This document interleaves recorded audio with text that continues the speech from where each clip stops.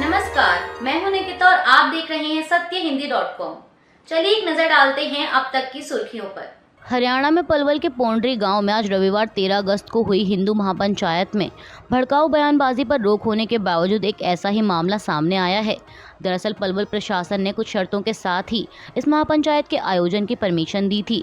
इन शर्तों में कहा गया था कि कोई हेट स्पीच नहीं देगा, अगर हेट स्पीच दी तो तुरंत केस दर्ज करेंगे और कोई हथियार या लाठी डंडा या फिर ज्वलनशील पदार्थ लेकर नहीं आएगा। इसके अलावा इस महापंचायत में 500 लोगों के शामिल होने की परमिशन दी गई थी।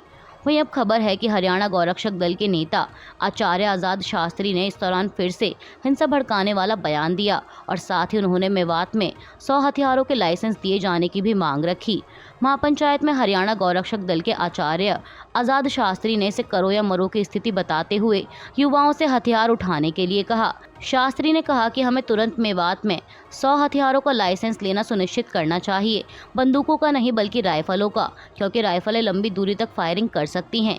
यह करो या मरो की स्थिति है। इस देश का विभाजन हिंदू और मुसलमानों के आधार पर हुआ था। यह गांधी के कारण ही था कि ये मुसलमान मेवात में रुके रहे। इसके साथ ही आचार्य आज़ाद शास्त्री ने युवाओं से एफआईआर से ना डरने के लिए भी कहा। उन्होंने कहा कि हमें एफआईआर से डरना नहीं चाहिए। मेरे खिलाफ भी एफआईआर हैं, लेकिन हमें डरना नहीं चाहिए। गौरतलब है कि 31 जुलाई को विश्व हिंदू परिषद की ब्रजमंडल यात्रा पर भीड़ द्वारा हमला किए जाने के बाद नूंह में हिंसक झड़पें हुई, जिसमें 2 होमगार्ड, एक इमाम समेत 6 लोगों की मौत हो गई थी। अब इस महापंचायत को मेवात के नूंह में हिंसा की वजह से रोकी गई ब्रजमंडल यात्रा को दोबारा शुरू करने की तैयारियों पर चर्चा करने के लिए अनुमति दी गई थी। देश के 5 राज्यों में साल के अंत तक विधानसभा चुनाव होने हैं, जिसके मद्देनजर राजनीतिक दलों ने अपनी तैयारियां शुरू कर दी हैं और साथ ही एक दूसरे पर आरोप प्रत्यारोप का दौर भी जारी है। बता दें कि जिन राज्यों में विधानसभा चुनाव होने हैं उनमें मध्य प्रदेश भी शामिल है।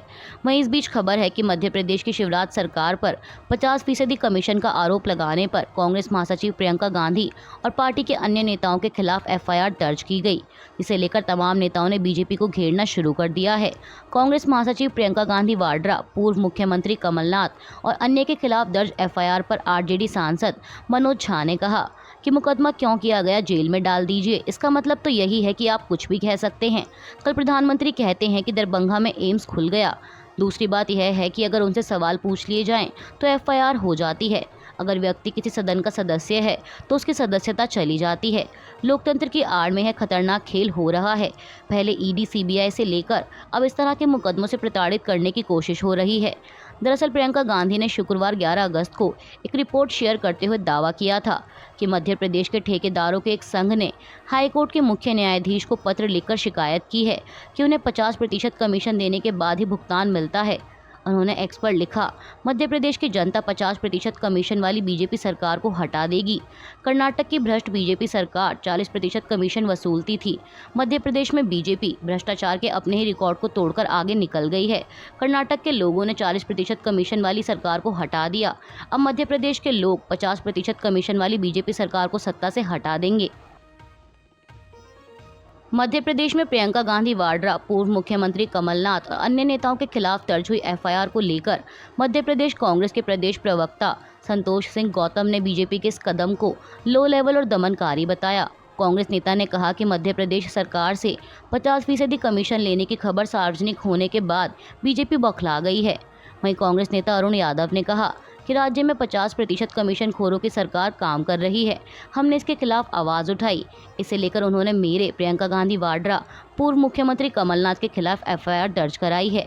इसके अलावा छत्तीसगढ़ के सीएम भूपेश बघेल ने कहा कि जब ठेकेदार खुद लिख रहे हैं कि 50% कमीशन लिया जाता है तो इससे ज़्यादा क्या सबूत चाहिए। एफआईआर दर्ज करने से सच नहीं छुपेगा। वहीं बीजेपी ने कांग्रेस नेताओं के आरोप को झूठा करार देते हुए कहा कि वे हर दिन झूठ फैलाने की कोशिश कर रहे हैं। प्रदेश बीजेपी अध्यक्ष वी.डी. शर्मा ने शनिवार 12 अगस्त को एक प्रेस कॉन्फ्रेंस को संबोधित करते हुए कहा कि कांग्रेस नेताओं ने एक फर्जी पत्र प्रसारित करके झूठ बोला, जो उस संगठन के नाम पर लिखा गया था जो अस्तित्व में ही नहीं है, और ठेकेदार और उसका पता भी झूठा पाया गया। केरल के वायनाड में अपने दौरे के दूसरे दिन रविवार 13 अगस्त को कांग्रेस सांसद राहुल गांधी ने कहा कि आदिवासियों को प्रतिबंधित और वर्गीकृत नहीं किया जाना चाहिए। आदिवासियों को जंगलों में रहने तक ही प्रतिबंधित नहीं किया जाना चाहिए, बल्कि पूरा गृह उनके लिए खुला होना चाहिए। राहुल गांधी ने यह भी कहा कि एक तरफ हम आदिवासी कहते हैं और दूसरी तरफ वनवासी कहते हैं। लेकिन वनवासी शब्द के पीछे बहुत अजीब सा तर्क है जो इस बात से इनकार करता है कि आदिवासी भारत के मूल मालिक हैं और उन्हें जंगलों में रहने के लिए प्रतिबंधित करता है। यह शब्द कहता है कि आप जंगलों से जुड़े हैं और आप जंगल कभी नहीं छोड़ सकते। यह हमारे लिए बिल्कुल स्वीकार करने लायक नहीं है। हम इस शब्द को स्वीकार नहीं करते। आपको बता दें कि लोकसभा की सदस्यता बहाल होने के बाद कांग्रेस नेता राहुल गांधी इस समय अपने संसदीय क्षेत्र वायनाड में हैं और आज उनके दौरे का दूसरा दिन है। वहीं दौरे के पहले दिन उन्होंने आदिवासी समुदाय टोडा के लोगों से मुलाकात की, उनके देवता के दर्शन किए और पारंपरिक नृत्य और खाने का भी आनंद लिया। इसके साथ ही उन्होंने मणिपुर हिंसा को लेकर भी लोगों के बीच अपनी बात रखी। एनसीपी प्रमुख शरद पवार और बागी गुट का नेतृत्व कर रहे पार्टी नेता अजीत पवार ने कल शनिवार को पुणे में एक कारोबारी के आवास पर मुलाकात की। वहीं दोनों की इस मुलाकात से एक बार फिर महाराष्ट्र की सियासत में हलचल तेज हो गई है। शरद पवार और अजीत पवार की इस मुलाकात को लेकर एनसीपी नेता अमोल मिटकरी ने कहा कि यह दोनों नेताओं के बीच पारिवारिक मुलाकात हो सकती है। माना जा रहा है कि एनसीपी की महाराष्ट्र इकाई के अध्यक्ष जयंत पाटिल भी इस बैठक में शामिल रहे। गौरतलब है कि पिछले महीने अजीत पवार चाचा शरद पवार से बगावत कर बीजेपी शिवसेना शिंदे गुट के गठबंधन में शामिल हो गए थे और उनके साथ 8 अन्य विधायकों ने भी मंत्री पद की शपथ ली थी। एनसीपी नेता शरद पवार और अजीत पवार की मुलाकात को लेकर शिवसेना उद्धव बालासाहेब ठाकरे गुट के नेता संजय राउत ने बड़ा बयान देते हुए रविवार 13 अगस्त को कहा कि जब पाकिस्तान के पूर्व प्रधानमंत्री नवाज शरीफ और पीएम नरेंद्र मोदी मिल सकते हैं तो ये दोनों क्यों नहीं मिल सकते। इतना ही नहीं, संजय राउत ने ये तक कह दिया कि शायद शरद पवार ने अजीत पवार को विपक्षी गठबंधन इंडिया में शामिल होने का न्योता दिया होगा। संजय राउत से सवाल पूछे जाने पर कि शरद पवार और अजीत पवार की बैठक हुई, ऐसी खबरें हैं। हालांकि दोनों नेताओं की ओर से इस मुलाकात पर कोई बयान सामने नहीं आया। इसके जवाब में संजय राउत ने मजाकिया अंदाज में कहा कि जब नवाज शरीफ और पीएम नरेंद्र मोदी मिल सकते हैं तो शरद पवार और अजीत पवार क्यों नहीं मिल सकते। उन्होंने कहा कि शायद शरद पवार ने अजीत पवार को न्योता दिया होगा कि आप इंडिया गठबंधन में शामिल क्यों नहीं होते। मुलाकात पर शायद 1-2 दिन में पवार साहब अपनी बात रखेंगे। ठाणे के कलवा स्थित छत्रपति शिवाजी महाराज मेमोरियल अस्पताल में पिछले करीब 15 घंटे में 16 मरीजों की मौत की खबर सामने आई है। इस खबर से इलाके में हड़कंप मच गया है। इस बारे में अस्पताल के डीन डॉक्टर राकेश बारोट का कहना है कि सभी मरीजों की मौत की वजह अलग अलग है। अस्पताल की डीन का कहना है कि मरीजों की मौत की वजहों में सिर पर गहरी चोट, एक्सीडेंट, जहर पीना, सांप के काटने के अलावा अंतिम समय में अस्पताल में पहुंचना भी शामिल है। वहीं जान गंवाने वालों में कई मरीज बुजुर्ग हैं जिन्हें गंभीर हालत में अस्पताल में भर्ती कराया गया था। अस्पताल प्रशासन के मुताबिक अधिकतर मरीज ठाणे जिले के दूर दराज इलाकों से तबीयत बहुत खराब होने पर ही अस्पताल आते हैं।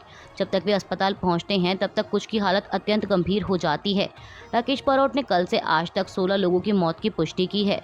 आपको बता दें कि कुछ दिन पहले भी इस अस्पताल में एक दिन में 5 मरीजों की मौत पर सवाल उठा था। पूर्वी लद्दाख में भारत और चीन के बीच जारी तनाव को कम करने के लिए 19वें दौर की बातचीत चुशुल मोल्दो में 14 अगस्त को होगी।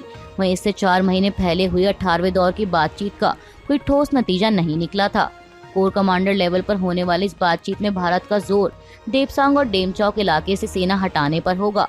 आपको बता दें कि इससे पहले विदेश मंत्री एस जयशंकर भारत चीन सीमा विवाद को सबसे कठिन डिप्लोमेटिक चुनौती बता चुके हैं। वहीं राष्ट्रीय सुरक्षा सलाहकार अजीत डोभाल ने कहा था कि सीमा विवाद की वजह से दोनों देशों के बीच रणनीतिक विश्वास खत्म हो गया है। करीब 3 साल से ज्यादा समय से भारत और चीन की सेनाएं आमने सामने हैं। आपको बता दें कि 15 जून 2020 में भारत और चीन के सैनिकों के बीच खूनी संघर्ष हुआ था। इस हिंसक झड़प में भारत के 20 सैनिक शहीद हो गए थे और चीन के करीब 40 जवान मारे गए थे। अभी के लिए बस इतना ही। बाकी की खबरों के लिए बने रहिए सत्यहिंदी.com के साथ।